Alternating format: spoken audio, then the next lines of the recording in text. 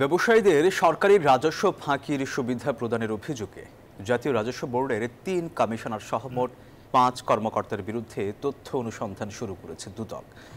আর এ নিয়ে সপ্তাহ ব্যবধানে দুদকের জালে এনবিআরের ১৬ কর্মকর্তা।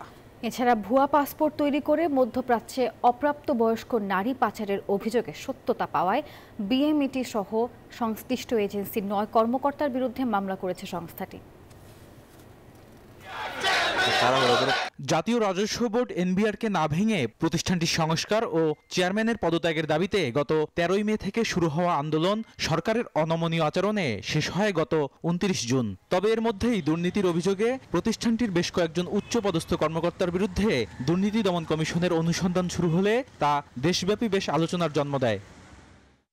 বৃহস্পতিবার নতুন করে এনবিআরের আরও ৩ কমিশনার সহ মোট ৫ কর্মকর্তার বিরুদ্ধে অনুসন্ধান শুরু হয়েছে বলে জানায় দুদক। অভিযুক্তদের বিরুদ্ধে মোটা অঙ্কের ঘুষের বিনিময়ে করদাতাদের কর ফাঁকির সুযোগ করে দেওয়া সহ নানা অনিয়ম ও দুর্নীতির প্রাথমিক প্রমাণ পাওয়ার কথা জানায় সংস্থাটি।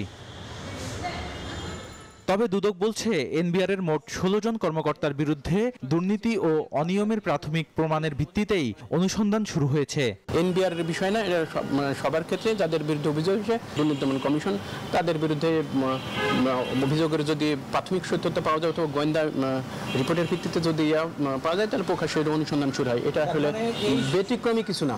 এদিন ভুয়া পাসপোর্ট তৈরি করে অপ্রাপ্তবয়স্ক নারীদের মধ্যপ্রাচ্যে পাচারের চলমান অনুসন্ধান প্রমাণিত হওয়ায় বিএমইটি সহ সংশ্লিষ্ট এজেন্সির ৯ জনের বিরুদ্ধে মামলা করেছে দুদক। বিভিন্ন এজেন্সি পরস্পর যোগসাজশে প্রতারণা ও জালিয়াতির মাধ্যমে গৃহকর্মী হিসাবে মধ্যপ্রাচ্যে গমনোচ্ছু নারীদের প্রত্যাগত হিসাবে দেখানোর জন্য ভুয়া পাসপোর্ট ব্যবহার করে। এনফোর্সমেন্ট অভিযানের সুপারিশের ভিত্তিতে কমিশনের অনুমোদন ক্রমে আজকে বিএমইটি এবং কিছু এজেন্সির মোট ৯ জনের বিরুদ্ধে একটি মামলা রুজু করা হয়েছে। এদিকে দুর্নীতির মামলা চলমান থাকায় দুদকের আবেদনে বরগুনার সাবেক এমপি ধীরেন্দ্র দেবনাথ শম্ভুর ২টি ব্যাংক হিসাবে ৫ কোটি টাকা অবরুদ্ধ ও স্থাবর সম্পদ জব্দের আদেশ দিয়েছেন আদালত।